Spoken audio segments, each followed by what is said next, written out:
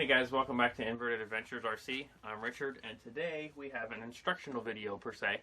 A lot of people, I see it posted online and Facebook groups I'm in all the time for airplanes, and I'm sure it even applies to the car world. I don't really run the Nitro cars anymore, but people asking all the time, how do I clean all this gunk and crud and crap and dirt off of my Nitro engine? So I have a method for this that I think works pretty well. So today I'm going to show you guys how to do that, the way I do it. I'm not going to tell you that it's going to make it look pristine, 100% new out of the box, but when I put up some pictures of the one I just did and I show you here firsthand how I'm going to do this next one, it's going to make it look a lot better. It's not going to be all brown and gunky and cruddy, and it's relatively easy. A little bit of labor involved. The last one I did took maybe an hour, but it is night and day. One that you wouldn't even think about buying off of a table versus a pretty good looking used Nitro engine for your airplane or your car or your boat, whatever application your particular engine might be. So this is the one I just did most recently. It is a Super Tiger 45, and it was in the front of a Slowpoke, I believe, that I got in a lot. Plain, pretty beat up, pretty junky, not really a project that I wanted to revive. But the motor looked pretty good. It was kind of grimy and grungy and crappy looking, but I thought, you know what? I'm not going to get rid of that. We can probably save that. So took it, threw it in my engine drawer, and I just got 6 more engines over the weekend. A couple 325s, 246s, and 75, and I started cleaning them up, got some tight carbs. That's going to be another video coming soon, hopefully. I have 5 tight carbs I need to get freed up, so I have a couple methods to do that that I'm going to share with you guys. But for now, I'm going to show you how to clean them.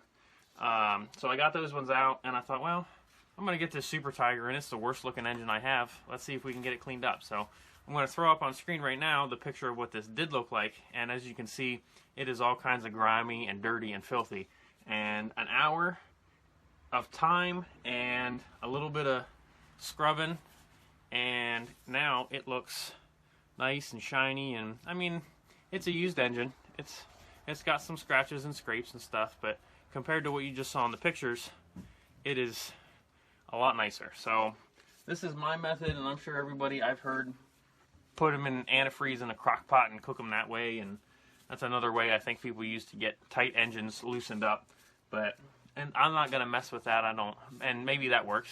I've never tried it, but this method I have, I like it. It works for me, so we're going to try it out. So the one we're going to do today is just this little OS Max FP25. Got pretty good compression, so definitely an engine worth saving. Carb is rock solid, so I'm going to have to get that freed up and hopefully not have to buy a new carb, but I've got a couple methods to get that loosened up, so we'll try them. But the method that I use to get these cleaned up, and some of you might have heard it, and it might be a popular method, I'm not really sure. I just know my dad has suggested it to me, and I've tried it out, and it works pretty well for me. So first, if there's any huge dirt chunks or piles of stuff on there, just kind of scrape them off with a little screwdriver or something. But the main method for cleaning them up, I have this little pen here, and I'm a mechanic as a day job, so I got this from my tool guy, and what this is supposed to be a little oil dripper, and you fill it up with oil. I'm not really sure what you use it for in the automotive purpose. As soon as I saw it, I knew what I wanted it for. It was for down here in my shop. But what I like to do with this is, if I've got an engine that's tight or a carb that's tight, I'll give it a couple drops of nitro fuel down the carb with this. But then I also thought, well, my favorite method for cleaning all this gunk off of these is a toothbrush and some nitro fuel, and it seems to clean them right up. So take my trusty little pen here, give her a couple drops, just whatever area you're working on, and just start scrubbing. Scrub, scrub, scrub, scrub, scrub. And that nitro fuel, just like what you would be doing if you're putting it down the carb to try to free the engine up, it's just going to soak into that old gummy nitro on the engine. It's going to start loosening it up. You might have to do it a couple times. Like I said, that Super Tiger I think took me about an hour, but in my opinion, looking at it now versus the way it was in the pictures, it was well worth that hour. So just give her a drop here and there, drop in this corner, drop in that corner, and you scrub. Scrub, scrub, scrub, scrub, scrub. And as you do that, I guess I should have showed you this real quick before I started. Give it a little wipe with your paper towel. And it starts to clean that up. So, where are we going to go to? Alright, we'll go to this side. So, if that'll focus, kind of grimy, kind of grungy. This isn't the dirtiest engine, but I don't have a really super dirty one to do right now. So I just kind of picked the one that was on my bench that looked the dirtiest, but just give her a couple drops. Drop there, a couple drops there. And you just scrub. Like you're brushing your teeth, but with fuel. I don't know. I like the smell, not so much the taste. I wouldn't use it as toothpaste. To each their own though, I guess. Give her some scrubs. Look at that, we're already starting to get a nice shiny finish. Cleaned up some of that nitro now. It's pretty dirty up there above the mount, so we'll do that spot next. I'm not going to sit here and do the whole engine and bore you guys to death, but I want to show you firsthand the kind of results you can get. And I'm sure there's tons of other ways. I'm sure if you scrub this long enough and hard enough with Windex and a paper towel, you'd get it cleaned up. But I feel that the nitro fuel, like I said, the way it does inside the motor, if the motor's tight, the fuel reacts to the fuel and really degums it and loosens it up.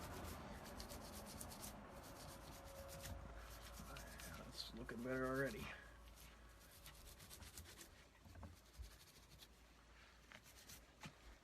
So here we go. Wipe her down a little bit. And you're already starting to see it's looking a lot better than it did before. Hopefully my camera's focusing here. So, like I said, you need an hour, 45 minutes, depending on how bad the engine is. This took me an hour, hour and a half, but as you saw in the pictures, and I'll probably throw them up again here at the end, that Super Tiker was filthy. It was gummy. It looked like it had sat outside for a while, and it was just filthy. It looked like it never been cleaned off after it was ran and anything like that. And now, again, it's not brand new, but that's an engine that I would pick up on a table at a flea market and consider buying. Before, you just walk on by and wouldn't even look at it. So, hopefully this helps somebody out. And again, everybody's got their methods for this kind of stuff. But if you've never tried it and you thought, well, the way I do it kind of sucks, I hate it, wish there was a better way to do it, well, give this a try. I know Nitro is getting expensive, but I have some, this is kind of junky stuff left over, and you only use this little pen cylinder size, if you even use this whole thing, to do a whole engine, so it's not really costing you a whole lot, and other than your time. And I can't fly right now. I can't drive 2 hours to the flying field to go flying, so I want to be down here working. And if I'm too lazy to put monocoat on an airplane or fix something else up, well, then I'll scrub an engine because I'm still working on RC stuff. So hopefully, like I said, this helps you guys out. I'll give it one more little scrub spot here and probably call it for now. But we are getting nice and shiny on the bottom.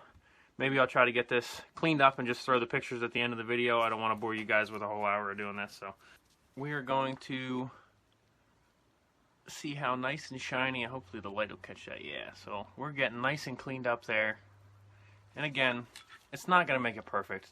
I don't think there's anything you're going to do to make one of these engines look like it's new out of the box after it's been flown 5, 10, 15 times or sat in somebody's garage for 20 years after it was run and never cleaned up. So you can't, I don't think you can make them look brand new, but doing this, I think, is just a really nice way to make this thing look like it's not a total piece of junk that you drug out of a trench somewhere, and like it's a decent engine before you put it on whatever plane you're going to put it on. So this muffler came right off of this plane, or motor.